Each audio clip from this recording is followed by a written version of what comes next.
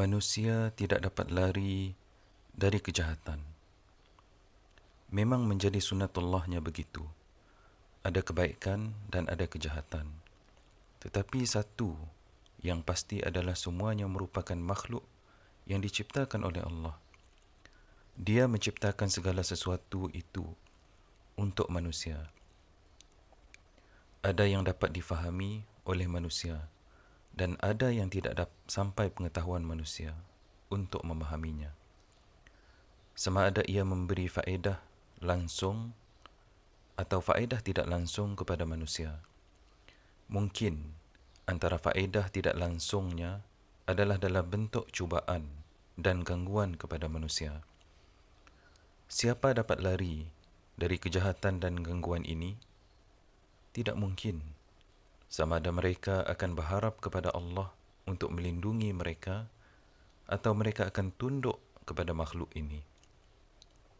Menyerah dan menjadi pak turut atau hamba kepada si makhluk ciptaan Allah ini.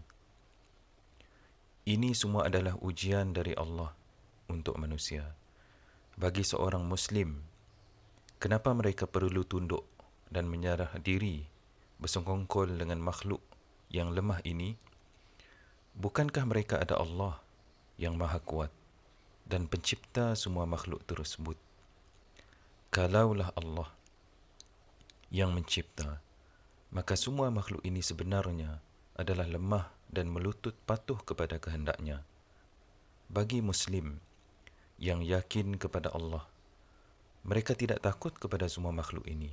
Bahkan dia akan menuju kepada Allah untuk meminta perlindungan dan berada di bawah naungan Allah. Ketika ini, siapa lagi berani mengganggunya? Ketika seseorang manusia sudah berada di bawah perlindungan yang maha kuat, adakah lagi makhluk kejadian Allah yang akan berani mengganggunya? Sudah tentu tidak.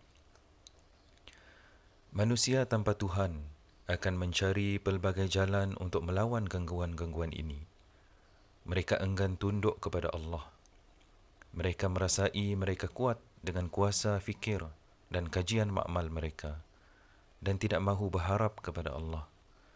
Mereka lalu mencari jalan yang kononnya saintifik, moden dan terkini untuk menghadapi gangguan-gangguan ini.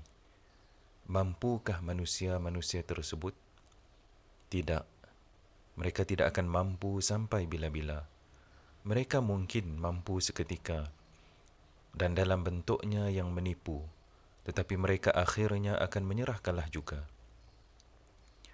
Masalahnya adalah kerana kejahatan ini sendiri adalah suatu yang tidak kelihatan, ghaib, bersimpang siur, datang dan pergi, sentiasa berubah-ubah, khalayak dan terlalu banyak. Bagaimana mereka akan hadapi sesuatu yang ghaib dan tidak kelihatan dengan alat yang hanya mampu mengesan suatu yang nampak dan boleh dikesan? Alat-alat material itu hanya mampu mengesani suatu yang material. Soalnya, kenapa mereka tidak mahu kembali berlindung kepada Allah? Oh, sudah tentu mereka tidak mahukan Allah, kerana memang mereka kufur kepada Allah. Itulah hakikat sains yang mereka ciptakan kononnya. Dalam alam ini, terdapat pelbagai kejahatan dan gangguan. Ada dari luar dan ada dari dalam diri manusia sendiri. Dari luar, dalam bentuk yang kita ketahui dan ada yang tidak kita ketahui.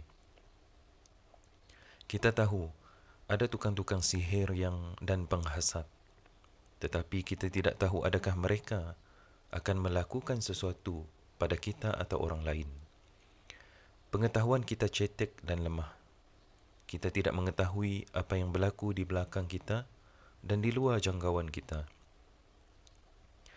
Nabi SAW juga cuba disihir oleh si Yahudi. Sedangkan baginda SAW adalah Nabi dan Rasul, kerana Nabi sendiri tidak mengetahui yang ghaib. Kerana itulah beliau meminta perlindungan kepada Allah. Inilah jalan paling selamat dan paling kuat untuk mengatasi semua ini. Inilah cara yang telah diajar oleh baginda sallallahu alaihi wasallam. Jika Allah tidak izinkan, tiada siapa yang mampu mengganggu kita. Kedua surah ini akan memberi kekuatan maksima kepada semua Muslim. Tiada lagi yang akan dapat menggoda dan mengganggu hidup mereka. Dengan kefahaman dan pegangan kuat terhadap isi kedua surah ini, seseorang Muslim tersebut akan merasai tenang dan tidak gundah atau takut kepada apa-apa makhluk lagi. Seluruh masa dan umur yang ada sepatutnya boleh dimanfaatkan untuk melaksanakan apa yang diminta oleh Allah dari mereka, dan bukannya sibuk untuk melayani gangguan dari makhluk Allah. Kedua surah ini bersama Al-Ikhlas dibaca sebelum tidur dan ketika kita di pagi dan petang hari. Ia termasuk di dalam Al-Ma'thurat, yakni suatu yang diwarisi dari Nabi sallallahu alaihi wasallam. Bukan sekadar pelindung dan jampi, tetapi ia adalah perasaan bergantungan dan lemahnya hamba kepada Tuhannya. Itulah juga sikap seorang hamba kepada Tuhannya. Tidak ada erti Tuhan jika kehilangan sikap dan rasa ini dari seorang hamba.